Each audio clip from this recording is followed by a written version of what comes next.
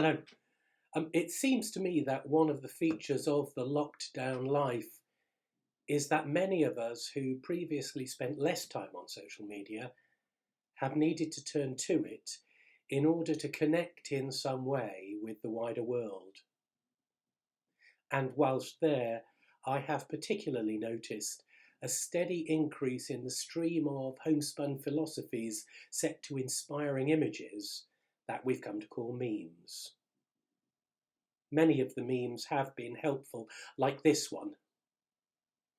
Fear is contagious, but so are faith, hope, and love. The aim, obviously, being to encourage us to share the positive, life-enhancing aspects of faith, hope, and love, rather than spreading fear. Some of these memes have been laugh-out-loud funny, usually featuring hoarding toilet paper or washing hands or eating all of your quarantine snacks in one go. And yet others have just been a little too risque to share. Some are just a little bit trite or even untrue because it's become all too easy to throw a few ill-considered words at a picture and publish it for the world to see. But sometimes a thought really does strike home, and we see in it a deeper truth. I came across one this week that really got me thinking, and here it is. Nothing should go back to normal. Normal wasn't working. If we go back to the way things were, we will have lost the lesson. May we rise up and do better. It obviously suggests that perhaps we shouldn't be thinking about things going back to the normal way they were before, because often the way they were before was not so great. And if we're to make the most of the situation, then perhaps we should imagine what a better normal could be. I think that something of the same was happening for Jesus' disciples after his death. The worst of all possible situations had happened to them. They were in lockdown for fear of the authorities, and as they contemplated what life would be for them next, they had the choice either to go back to the normal they'd known before Jesus, or to rise up and do better. The reading set for today in our cycle of daily readings speaks of this time of returning to the world in a very spirit-filled way. It's from Acts chapter 2, and I'm reading from Eugene Peterson's translation, The Message. When the feast of Pentecost came, they were all together in one place. Without warning, there was a sound like a strong wind, gale force, and no one could tell where it came from. It filled the whole building. Then, like wildfire, the Holy Spirit spread through their ranks, and they started speaking in a number of different languages as the Spirit prompted them. Now, there were many Jews staying in Jerusalem just then, devout pilgrims from all over the world. When they heard the sound, they came on the run.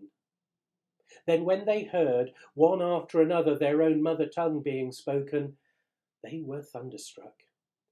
They couldn't for the life of them figure out what was going on and kept saying, "Aren't all these Galileans? How come we're hearing them talk in our various mother tongues? Parthians, Medes and Elamites, visitors from Mesopotamia, Judea and Cappadocia, Pontus and Asia, Phrygia and Pamphylia, Egypt and the parts of Libya belonging to Cyrene, emigrants from Rome, both Jews and proselytes, even Cretans and Arabs. And they're speaking our languages, describing God's mighty works." Their heads were spinning, and they couldn't make head or tail of any of it. They talked back and forth, confused. What is going on here? It was the start of a new normal. Those disciples, inspired by God's Spirit, began the work of establishing a new normal. They could no longer be satisfied with what had gone before. Jesus' presence among them and the power of the Holy Spirit had made such a difference in them that they had to find a new way of being. And things were never the same again. What we're going through now is an epoch-defining moment.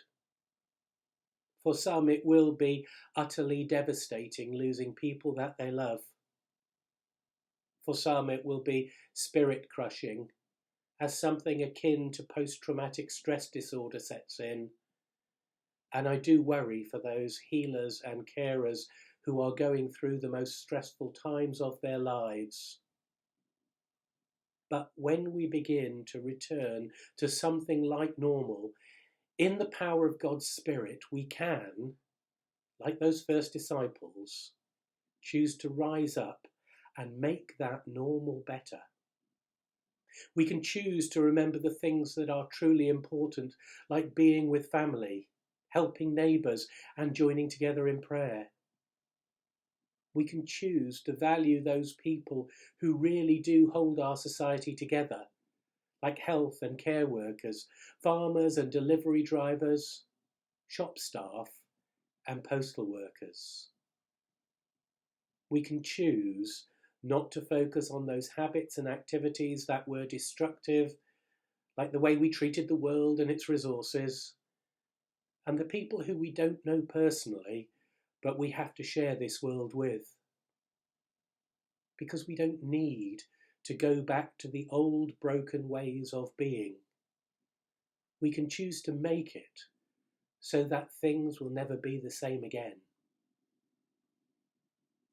So I'd like to leave you with 2 questions to ponder. The first is, what new joy or wonder have you discovered so far in the lockdown period that you would want to carry with you when the world begins to return to the new normal?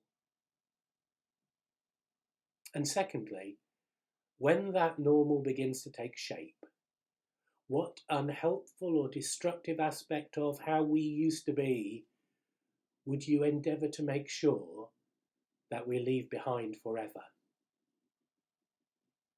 Because it's down to us. We can do our best to make sure that a better world comes out of the ashes of this crisis, so that perhaps, in a good way, the world will never be the same again. Goodbye. God bless. And keep safe as you think of what that new, better world could be.